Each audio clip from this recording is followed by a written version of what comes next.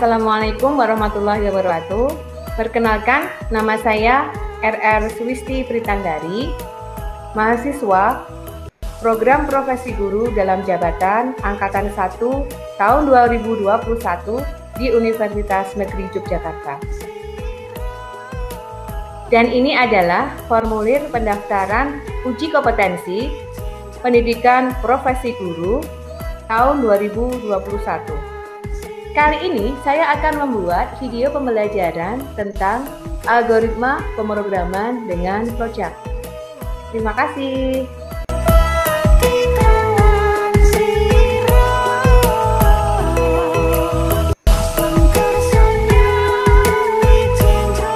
Assalamualaikum warahmatullahi wabarakatuh.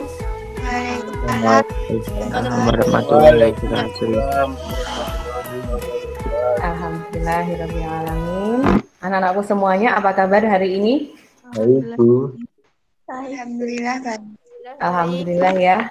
Sebelum kita mulai pembelajaran hari ini, mari kita awali dengan berdoa bersama-sama. Berdoa mulai. A'udzu billahi minasyaitonir rajim. Bismillahirrahmanirrahim.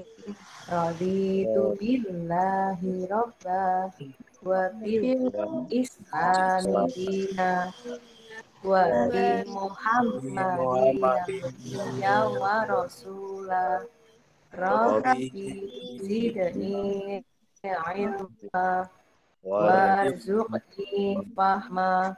Amin ya robbal alamin. Terima kasih anak-anakku semua.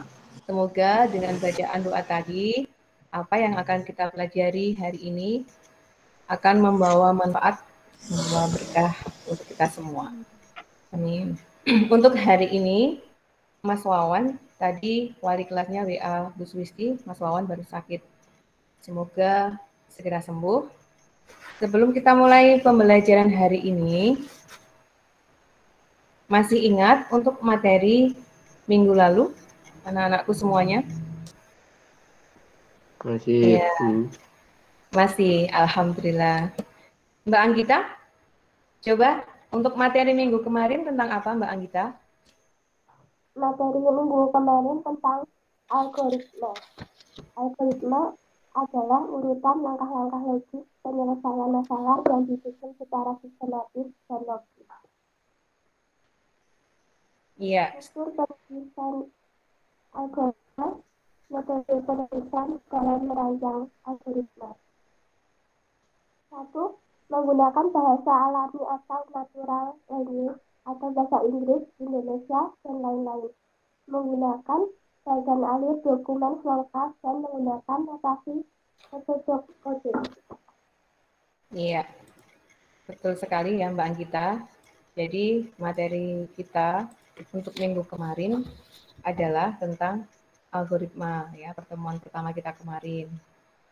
Yaitu langkah-langkah yang logis untuk menyelesaikan masalah yang disusun secara sistematis dan logis. Ya, kemudian kemarin kita sudah mempelajari struktur penulisan algoritma. Ada 3. Yang pertama yaitu menggunakan bahasa alami atau natural language.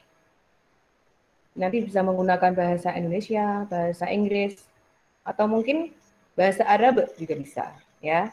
Tergantung kita mau menggunakan bahasa apa itu bisa. Intinya menggunakan bahasa alami itu menggunakan bahasa yang kita pakai sehari-hari. Bahasa Jawa juga boleh, ya. Kemudian yang kedua menggunakan bagan alir ataupun flowchart. Nah, itu adalah materi yang akan kita pelajari hari ini. Dan yang ketiga, untuk struktur algoritma penulisannya adalah dengan menggunakan pseudocode ya, atau coding atau kode program. Bisa sampai ratusan bahkan ribuan, tergantung program yang mau kita buat itu seperti apa ya, sekompleks apa. Kita lanjutkan untuk materi hari ini ya, Swisti share screen. Sudah tampil anak-anakku semua? Ambil, Bu. Ya. Sudah. Oke. Ya, jadi materi kita hari ini masih melanjutkan materi minggu kemarin di pemrograman dasar. Kemudian untuk hari ini kita masuk ke kompetensi dasar 31, masih sama, yaitu menerapkan alur logika pemrograman komputer, kemudian membuat alur logika pemrograman komputer. Nah, untuk tujuannya, yang pertama yaitu peserta didik dapat menjelaskan algoritma pemrograman menggunakan flowchart dengan benar. Yang kedua, peserta didik dapat menunjukkan flowchart dalam menyelesaikan masalah dengan benar. Kemudian yang ketiga, peserta didik dapat membuat algoritma menggunakan simbol atau flowchart dengan benar. Oke, lanjut ya. Ada yang tahu itu untuk apa? Algoritma apa kira-kira? Membuat nasi goreng. Iya, benar sekali. Membuat nasi goreng. Ini pasti sering atau suka membuat nasi goreng ya, jadi apal. Ya, jadi kalau yang kita pelajari minggu kemarin itu algoritma menggunakan bahasa alami seperti yang digambar ya. Jadi runtut dari awal sampai akhir kalimatnya ditulis dengan bahasa sehari-hari kita yang kita gunakan. Ya, ada 10 baris. Ini adalah gambar yang menggunakan flowchart. Kira-kira lebih jelas yang mana? Ya, lebih jelas yang menggunakan flowchart ya. Karena langsung kelihatan dari mulai start, mulai itu ya sampai ke finishnya, tuang ke piring itu kalau sudah selesai. Jadi yang pertama yaitu mulai, kemudian langkah berikutnya adalah menyalakan kompor. Ya, setelah menuangkan garam, dicoba rasanya, diicipi. Nah itu yang Bu Sulisti bilang tadi menimbulkan suatu kondisi tertentu ya, decision itu namanya. Besok kita akan pelajari di percabangan ya. Itu apakah kurang garam? Kalau kurang garam berarti nanti kita ke sini ya, menambahkan garam dulu. Apakah masih kurang garam? Kalau ya, berarti kita ke sini lagi. Nah, kalau nanti sudah cukup, keasinannya itu sudah pas, tidak keasinan dan tidak kurang garam, berarti sudah cukup, berarti sudah memenuhi kondisi di sini. Nah, berarti sudah selesai untuk dituang ke piring dan siap dihidangkan. Biasanya kita sering ya, kalau di puskesmas itu kan ada misalkan alur pendaftaran periksa di puskesmas. Ya, pertama kita ke bagian pendaftaran dulu. Kemudian nanti setelah itu antri ya, menurut nomor antriannya tadi nomor berapa, terus biasanya mengambil nomor berdasarkan kliniknya ya, apakah mau ke dokter gigi, atau ke dokter umum, atau mungkin ke bidan, ke dokter kandungan, dan lain sebagainya. Nah, itu juga salah satu penerapan flowchart yang ada di sekitar kita. Sampai di sini ada pertanyaan untuk gambarannya? Tidak, Bu. Oke, dilanjut ya. Nah, flowchart adalah bagan alir ya, bagan alir bahasa Inggrisnya flowchart. Ya. Merupakan bagan itu chart yang menunjukkan aliran atau runtutan data dan proses itu flow yang terjadi dalam program secara logika. Ya, jadi intinya algoritma yang sudah kita definisikan kemarin ya, langkah-langkah untuk menyelesaikan masalah. Nah, ini dituangkan dalam bentuk suatu bagan alir atau flowchart, di mana nanti hanya dengan melihat gambar apa yang mau disampaikan dari data itu kita sudah bisa tahu. Hanya dengan melihat sekilas aja kita sudah tahu. Kalau yang bahasa alami tadi kan kita harus membaca dari 1 sampai selesai. Itu kan tadi karena cuma 10 saja datanya. Coba kalau misalkan banyak sekali. Nah, itu sangat jelimet. Maka dari itu flowchart itu juga salah satunya untuk apa ya, meminimalisir, menyederhanakan data, ya. Kemudian selain menyederhanakan data dengan flowchart itu juga nanti komunikasi antara tim produk dan tim IT, ya. Jadi kalau besok anak-anakku semua bekerja di tim, ya, tim mau membuat web biasanya, misalkan yang mau membuat web atau aplikasi apalah itu, nanti biasanya yang pertama itu pasti yang dibuat adalah flowchart-nya. Karena itu yang menentukan alur flowchart ada beberapa macam. Yang pertama yaitu simbol arus atau flow direction symbol. Simbol yang pertama ini, ya. Ini kalau kita sering bilang anak panah, ya, flow direction symbol atau connecting line. Konektor juga bisa. Fungsinya untuk menghubungkan simbol satu dengan yang lain, menyatakan arus suatu proses. Simbol arus yang selanjutnya yaitu communication link, berfungsi untuk transmisi data. Simbol selanjutnya on-page connector, bentuknya ini lingkaran, menghubungkan bagian flowchart yang terpisah pada satu halaman. Selanjutnya ada off-page connector. Simbolnya seperti ini. Fungsinya menghubungkan bagian flowchart yang terpisah pada halaman yang berbeda. Untuk simbol selanjutnya ada simbol proses atau processing symbol. Yang pertama, simbolnya seperti ini, ya. Namanya processing. Digunakan untuk menunjukkan pengolahan yang akan dilakukan dalam komputer. Kemudian ada manual operation, digunakan untuk menunjukkan pengolahan yang tidak dilakukan komputer. Ada decision, ini yang di kondisi tadi, ya, untuk percabangan, digunakan untuk memilih proses yang akan dilakukan berdasarkan kondisi tertentu. Yang kita contohkan tadi pas membuat nasi goreng, ya, kurang garam atau tidak. Nah, itu namanya decision. Itu predefined process untuk mempersiapkan penyimpanan yang sedang atau akan digunakan dengan memberikan harga awal. Terminator, simbolnya seperti ini, digunakan untuk memulai atau mengakhiri program.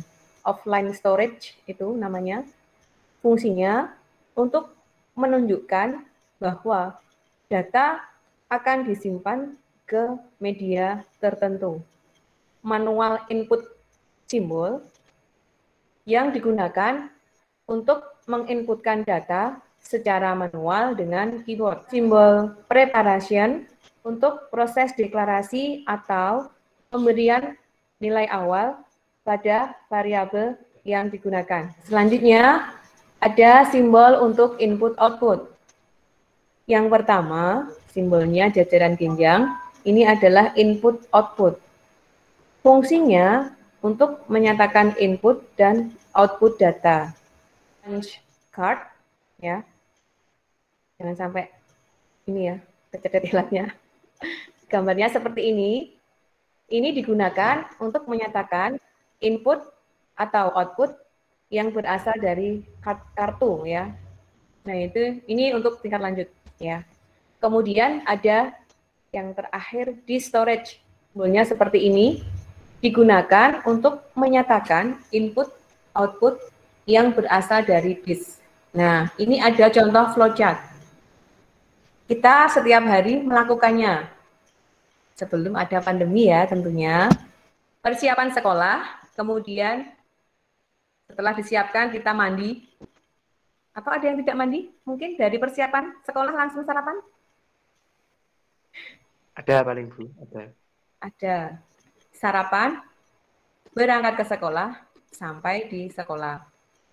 Bu, lah itu nanti mandi terus pakai baju nggak usah ditanyakan, ya. Nanti ada flowchart sendiri, flowchart mandi juga bisa dibuat. Flowchart memakai baju juga bisa dibuat, urutannya apa saja. Ya. Contoh flowchart yang selanjutnya. Ya, ini yang Ibu tadi, ya. Kalau dibuat itu sebenarnya setiap kegiatan kita itu bisa dibuat flowchart. Ini flowchart mau sarapan. Periksa makanan. Sarapan tersedia atau tidak? Kalau iya berarti langsung sarapan. Kalau tidak, berarti masak dulu, baru sarapan. Iya enggak? Masak dulu, tidak. Kalau nggak mau masak berarti ini, jalan keluarnya beli sarapan.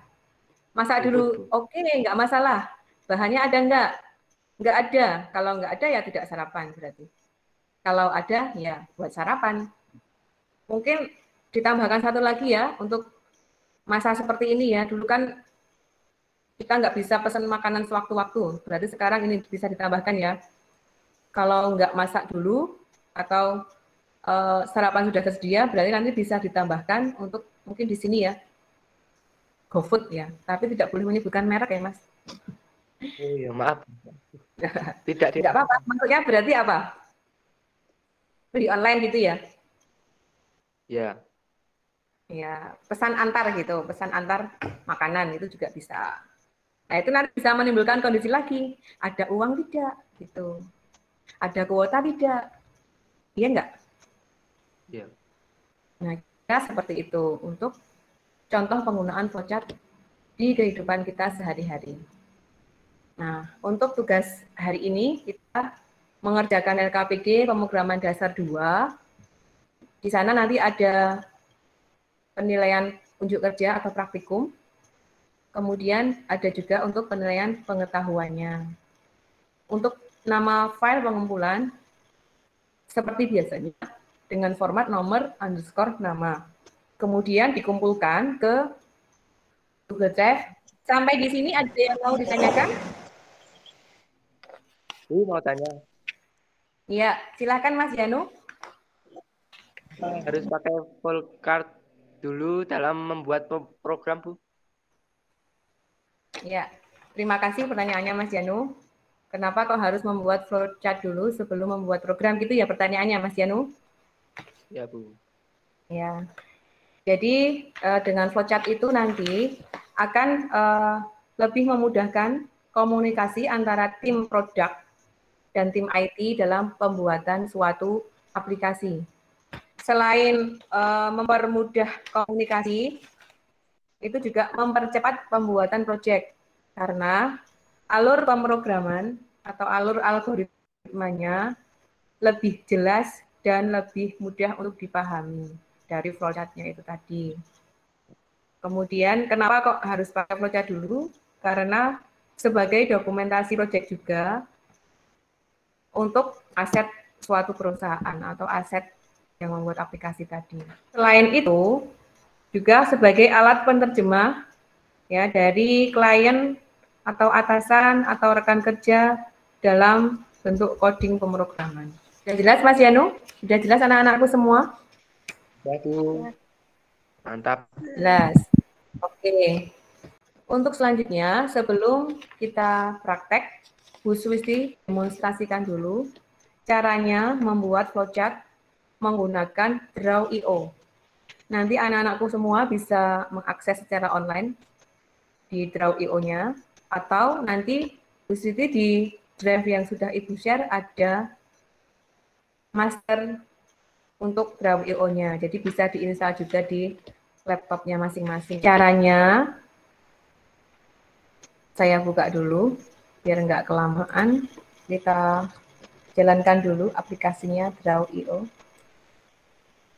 Kita double klik.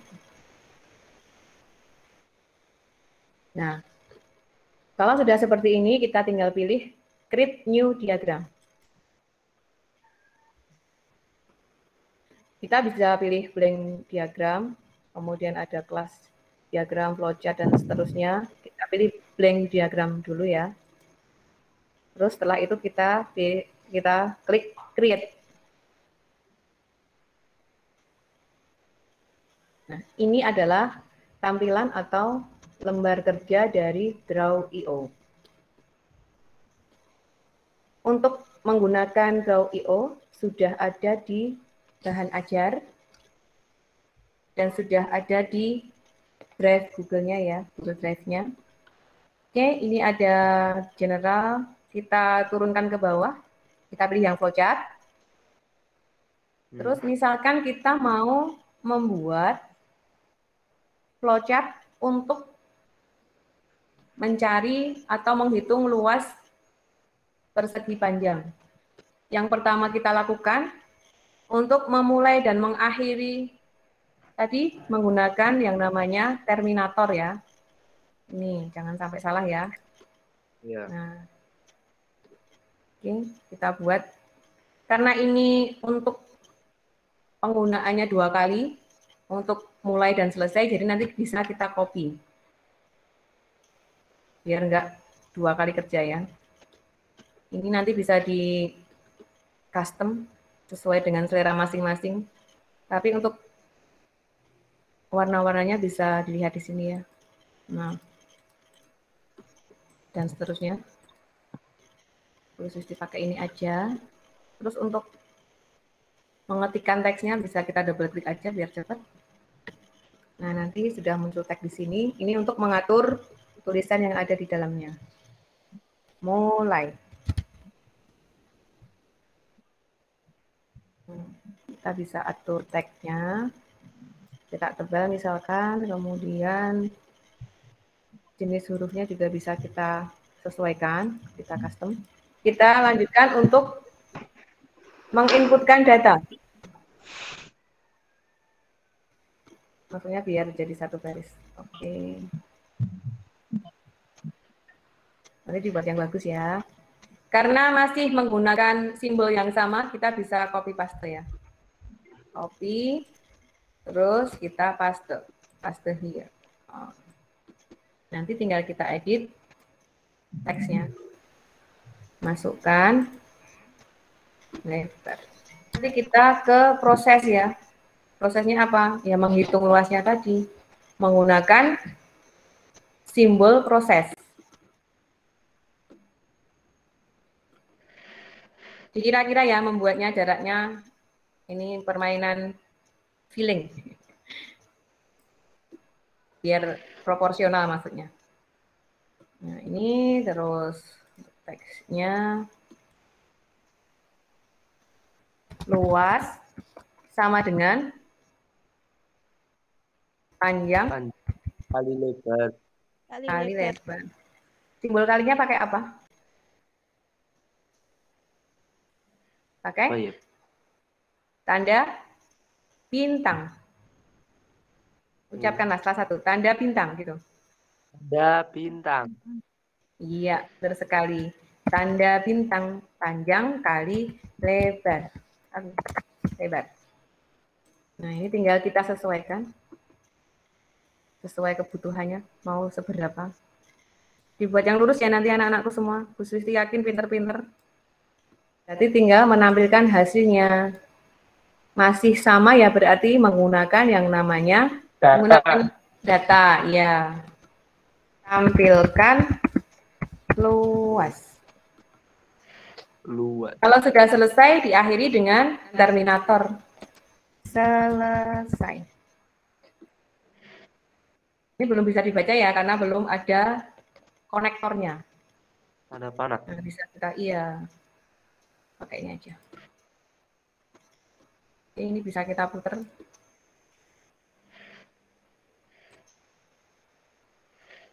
Panjangnya disesuaikan.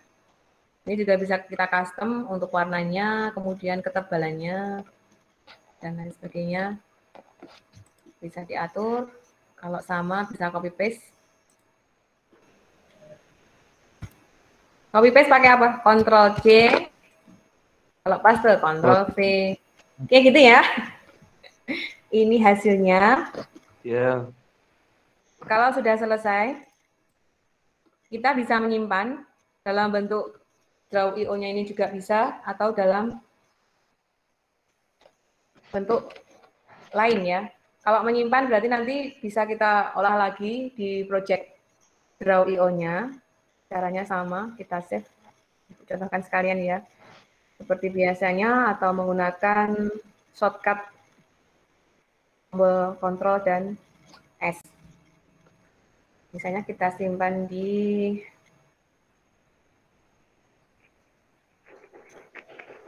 area aja.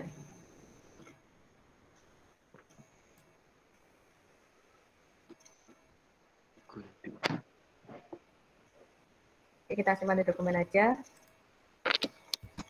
flowchart luas segitiga. Persegi 4, maaf. Luas persegi 4, wes. Save ya. Nah, ini berarti kita sudah menyimpan untuk project Draw IO-nya. Kemudian jika kita mau mengambil gambarnya saja, maka kita bisa mengekspor dari export as, mau dalam bentuk PNG bisa, JPG, SVG, PDF, dan seterusnya. Kita coba di PDF. PDF, ini kita aktifkan crop-nya ya. Jadi biar yang diekspor itu nanti hanya gambarnya saja. Jadi sisa lembar kerja yang ada di sini tidak disimpan. Pas flowchart-nya saja. Oke, ditunggu sampai selesai. Kalau sudah selesai, kita disuruh memilih juga mau disimpan di mana. Sama aja ya, kita simpan di sini. Toh ini kan bentuknya dia PDF yang tadi bentuknya project untuk Draw IO-nya. Nah, kita cek sekarang.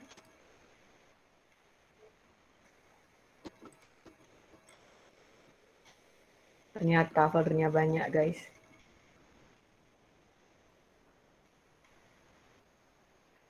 Dokumen.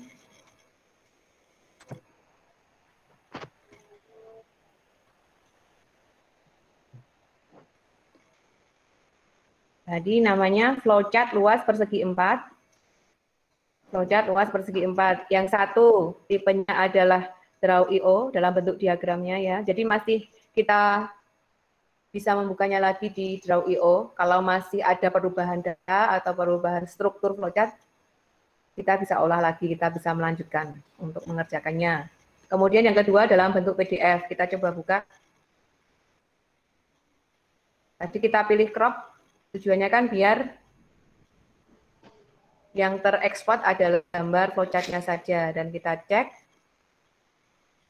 Ya, sudah. Bentar. Ya, sudah. Jadi langsung ya, Jawa. Jadi panjang ya, karena yang kita ekspor tadi hanya Gambar. iya, gambarnya saja. Jadi lembar kerja yang tidak dipakai dibuang. Oke ya. Sampai di sini ada pertanyaan untuk cara membuat flowchart-nya? Tidak, Bu. Tidak? Oke, sebentar saya stop sharing dulu.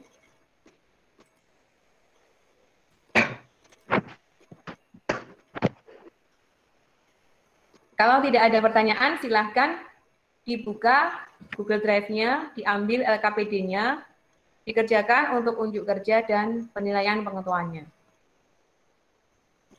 Nanti kalau ada yang tidak jelas, langsung ditanyakan ke Bu Swisti ya. Oke, selamat mengerjakan. Oke. Jangan lupa nanti mempresentasikan hasil pekerjaannya kalau sudah selesai. Mas Rizky sudah selesai, Mas Rizky? Presentasinya. Ya? Sudah.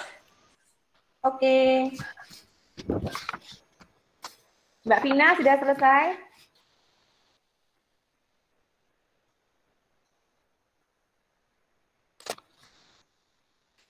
Mbak Vivi sudah selesai, Mbak Vivi? Sudah, Bu. Oke.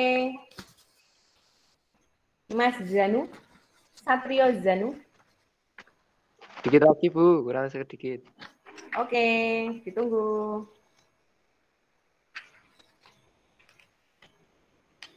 Mbak Mira sudah selesai, Mbak Mira? Sebentar, Bu. Ya. Silahkan dilanjutkan. Sudah, Bu. Sudah selesai. Sudah selesai semua? Sudah. Sudah. Sudah. Oke. Oke, silahkan dikumpulkan di Google Drive. Penamaannya seperti biasanya, nomor absen, underscore, nama. Sudah dikumpulkan Bu. semua? Nah, Sudah. ini sudah. Sudah. Oke. Terima kasih. Ya, ini sudah saya cek, sudah mengumpulkan semuanya. Penilaian pengetahuannya silahkan dipresentasikan. Mbak Mira, nomor 1 Mbak untuk soal pengetahuannya. Ya, dari gambar di atas terdapat beberapa simbol untuk pembuatan flowchart.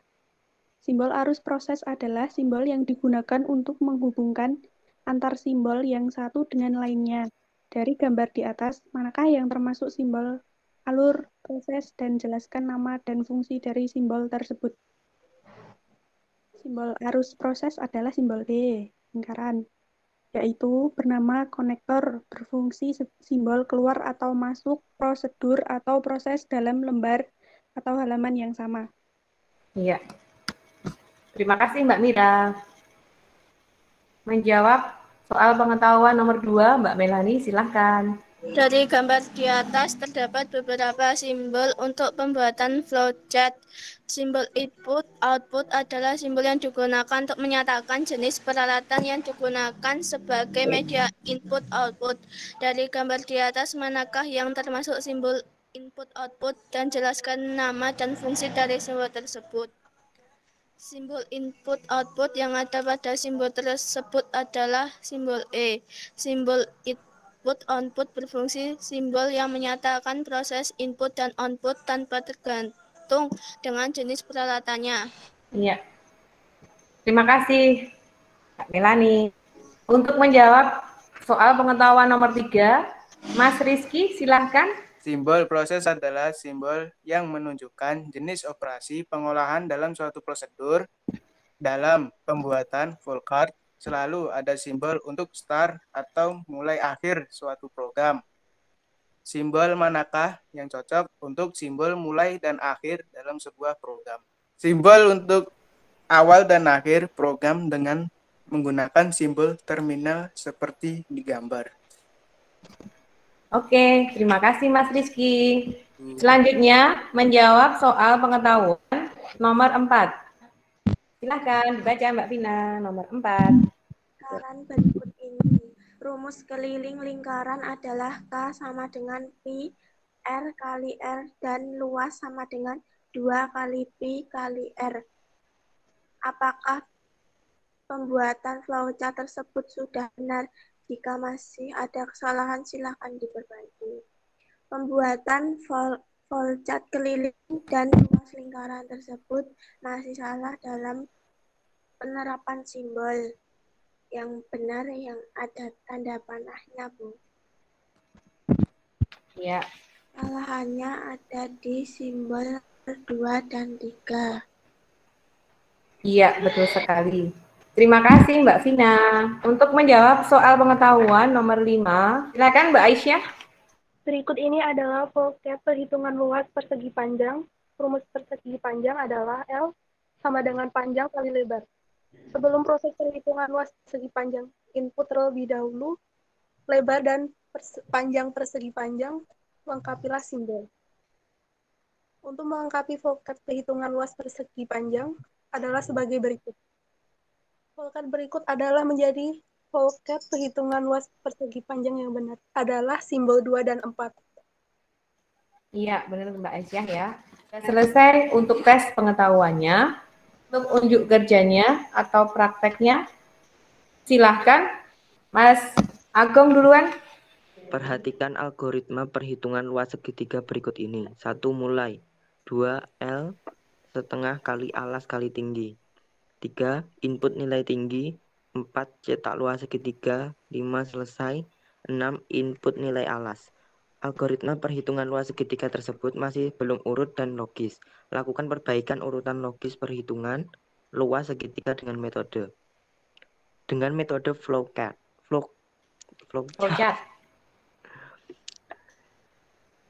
Algoritma perhitungan luas segitiga.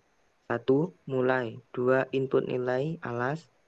3 input nilai tinggi. 4 hitung luas. Luas sama dengan setengah kali alas kali tinggi. 5 cetak luas segitiga. 6 selesai. Ya, betul sekali Mas Agung. Terima kasih. Untuk flowchartnya, Mas Yanu coba dipresentasikan Mas Yanu. Yap. Algoritma dengan metode flowchart. Mulai input alas, input tinggi, luas, setengah kali alas kali tinggi, print luas, selesai. Iya, betul ya. Terima kasih Mas Janu. Yap. Oke, terima kasih anak-anakku semuanya. Dari apa yang kita pelajari hari ini, ada yang bisa menyimpulkan? Mbak Vivi? Jadi untuk kesimpulan materi hari ini, yaitu algoritma adalah urutan langkah-langkah logis penyelesaian masalah yang disusun secara sistematis dan logis. Metode penulisan dalam merancang algoritma yaitu 1. Menggunakan bahasa alami atau natural, bahasa Inggris, Indonesia, atau bahasa lainnya. 2. Menggunakan bagan alir data atau flowchart. Dan 3. Menggunakan notasi pseudokode. Ya, terima kasih Mbak Vivi. Ya, jadi yang kita pelajari hari ini masih melanjutkan materi kemarin tentang algoritma, di mana untuk struktur penulisannya ada 3. Untuk yang pertama, yaitu menggunakan bahasa alami atau bahasa natural, yang kita pelajari minggu kemarin. Kemudian untuk yang kita pelajari hari ini adalah menggunakan bagan alir data atau flowchart. Flowchart sendiri apa pengertiannya, Mbak Aisyah? Bagian alir atau flowchart merupakan bagan chart yang menunjukkan aliran atau runtunan data dan proses flow yang terjadi dalam program secara logika. Iya, benar sekali Mbak Aisyah ya. Jadi flowchart atau bagan alir itu adalah bagan yang menunjukkan aliran atau runtunan data dan proses atau flow yang terjadi dalam program secara logika. Jadi kalau kemarin baru menggunakan bahasa alami, untuk sekarang sudah menggunakan bagan alir atau flowchart untuk lebih memudahkan dalam pembuatan aplikasi. Karena alur datanya lebih jelas. Oke, terima kasih anak-anakku semuanya. Untuk minggu depan, materi selanjutnya adalah struktur algoritma yang ketiga, yaitu dengan menggunakan notasi pseudocode. Nanti kita bisa menggunakan beberapa bahasa pemrograman. Kemungkinan kita akan menggunakan Dev C++. Silakan boleh mencari referensi kalau mau belajar terlebih dahulu. Mari anak-anak semuanya, kita akhiri pembelajaran hari ini dengan berdoa bersama-sama. Sikap sempurna, berdoa mulai. A'udzubillahiminasyaitonirrajim. Bismillahirrahmanirrahim. Allahumma arinal haqqa haqqa nattaba'ah wa arinal batila warzuqna Alhamdulillahirabbil alamin. Terima kasih anak-anakku semuanya. Jangan lupa untuk PPKM, anak-anakku semuanya di rumah saja, belajar dari rumah. Dan misalkan ada keperluan mendesak, untuk keluar selalu menerapkan protokol kesehatan dengan selalu memakai masker, menjaga jarak, dan mencuci tangan. Jangan lupa mencuci baju juga. Oke ya, terima kasih anak-anak semuanya. Jadi Bu Seliti, banyak salah mohon maaf. Saya akhiri. Assalamualaikum warahmatullahi wabarakatuh.